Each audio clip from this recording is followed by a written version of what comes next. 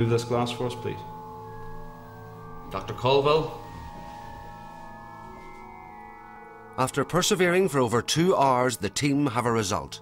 But the moment Dr. Colville's name is mentioned, all activity suddenly ceases. If you don't want to talk to us, move the glass to no, which is here.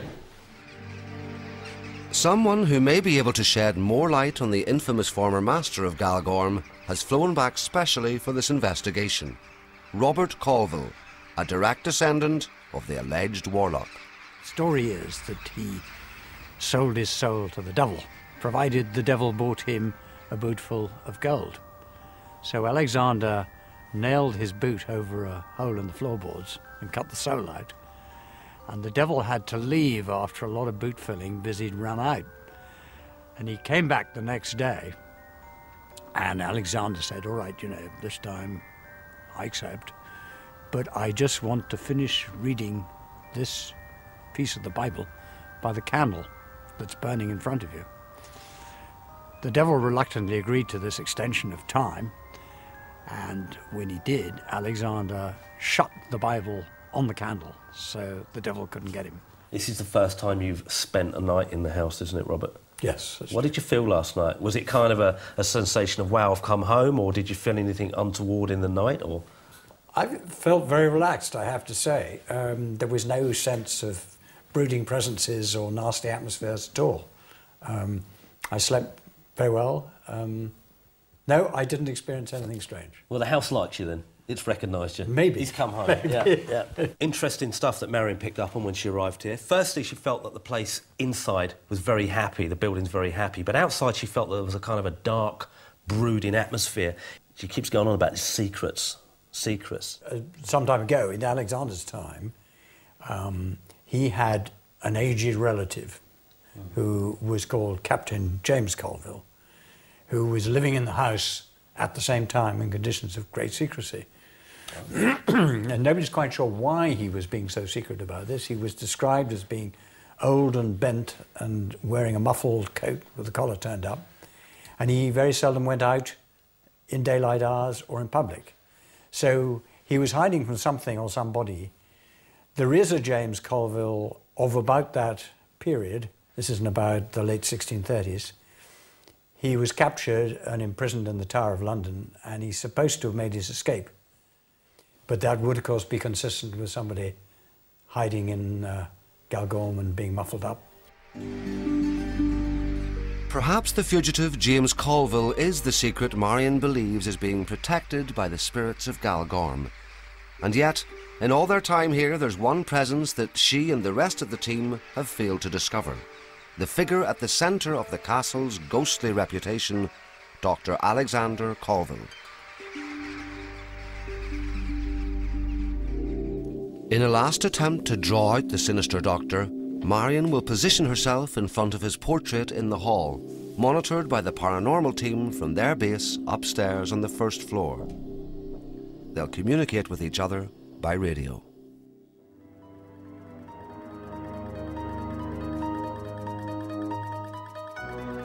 Are you here, Doctor? Could you make a noise? What's that? You're making me very cold. Getting something through. No, I'm getting static. What's that? Blow out the candle for me, please. You hearing that? Yeah, I'm hearing it. Yeah. You hearing it? I'm hearing talking. Can you make more of that noise, please? Could you blow out the candle for me? What's that? Please help me. What's that? I don't know if it was loud. Can you make a loud noise? Use my energy. Snuff out the candle. Andy, can you come down, please? You're dead.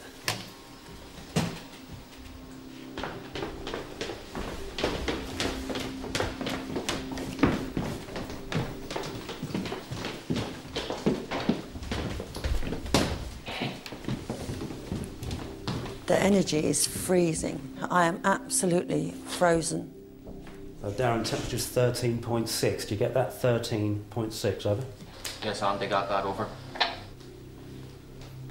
Andy, I wonder if you think it's a good idea, if Marion could ask for the temperature drop even further, over.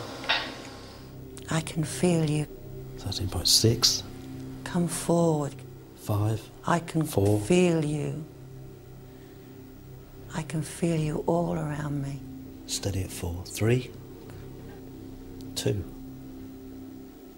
1. 0. Temperature's down here. Just temperature's gone down 2 degrees. Make it go colder.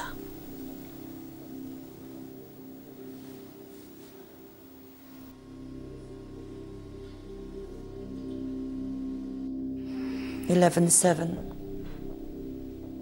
Want to know if there's anyone else talking down there, over. No. It's not. It's coming through on the radio frequency. Yeah. Okay. No, I'm hearing voices through the headphones here, over. Can you give us your name?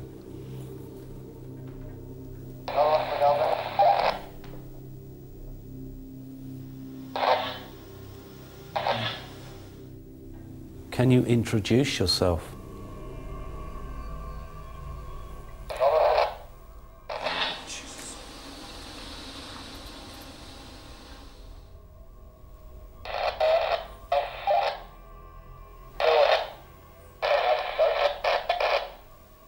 Hell is that?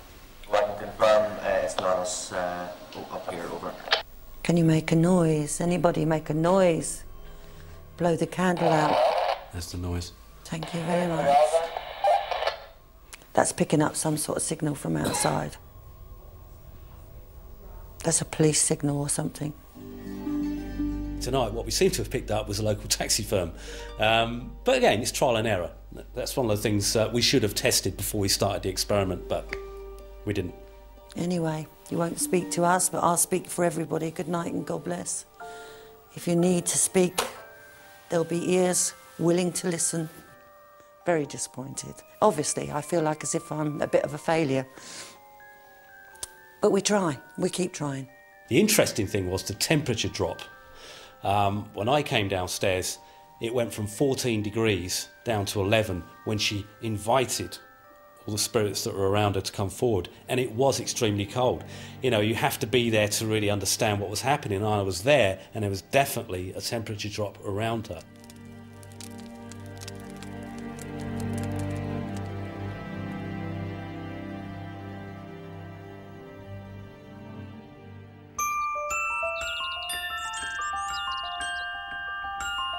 Well, it's been a real treat coming to a place like Galgorm Castle. Unfortunately, on this occasion, Dr. Colville failed to make an appearance.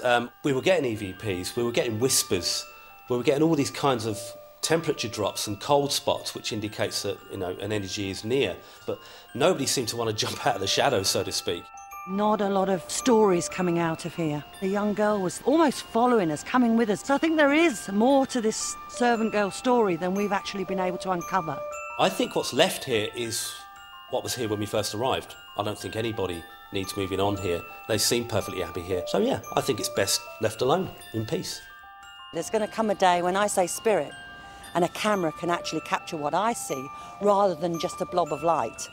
And I really hope that I'm still around when that happens, you know, because I do think we are really motoring towards captivating that full-bodied apparition, which everybody wants. At the moment, all I can do is describe them.